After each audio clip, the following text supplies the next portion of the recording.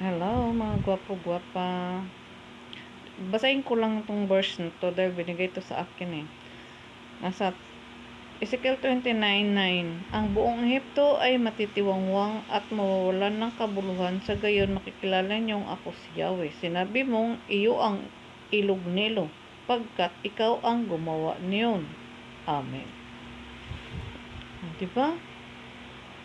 Ang tayong mga tao, walang pag-aari sa mundo. Ang lahat ng ito, mga nakikita natin ay sa Panginoon. Wala tayong pag-aari ni lupain. Pinatira nga tayo ng Panginoon ng libre, di ba? Kaya wala tayong pwedeng angkinin. Kahit ni tubig, lupa, wala tayong pwedeng angkinin dahil ang lahat ng ito ay sa Panginoon. Kaya mahiya-hiya naman tayo sa Panginoon.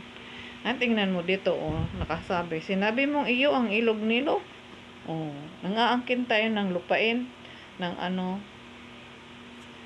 tapos sabihin natin, pag malaki natin, dahil tayo ang nagpa-improve, tayo ang naggawa, katulad ng nailog Nilo, inangkin.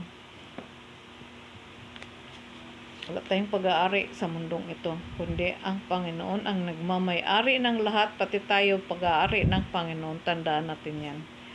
Pag-aari tayo ng Panginoon. Kaya nga ginawa niya tayo para sa kanya, hindi para sa kanyang kalaban. Di ba? Ay lumalaban. Nire-reject natin ang mga kautusan ng Panginoon. Kaya binabayaan niya tayo ng mga salot dahil sa katigasan nating mga ulo. Umangkin pa tayo ng mga lupain, umangkin pa tayo ng mga katubigan samantalang hindi natin yan pag-aari. Biyaya yan ng Panginoon para sa ating lahat. Kaya wala tayong pag-aari. Kaso nga lang, nag-evolve na ngayon. Tingnan mo, ang mga tubig, mga lupa, binibili na. Samantalang bigay lang. Bigay lang sa atin ng Panginoon. Dapat, kung mayroong gustong tumira, pabayaan natin tumira. Hindi yung ang pagka-evolve nga naman ng mundo. Lahat na ngayon ay may kabayaran. Samantalang biyaya ng Panginoon sa atin, libre. Libre ang lahat. Tayo na lang ang kikilos para mabuhay tayo. Kaya kailangan nating magsikap, magtanim, mag-alaga ng hayop para mayroon mamansing o ano man yung gagawin natin sa buhay. Noon ito ang ginawa nila, libre sila. Kaya ngayon wala nang libre. Kahit magsalita ka, walang libre.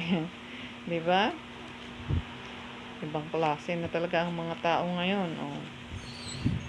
Kaya pinapaano sa atin ng Panginoon dito, pinapaalala, wala tayong pag-aari ni isang kusing, ni isang tuldok, ni isang patak ng tubig sa Panginoon. Lahat ang mga ito.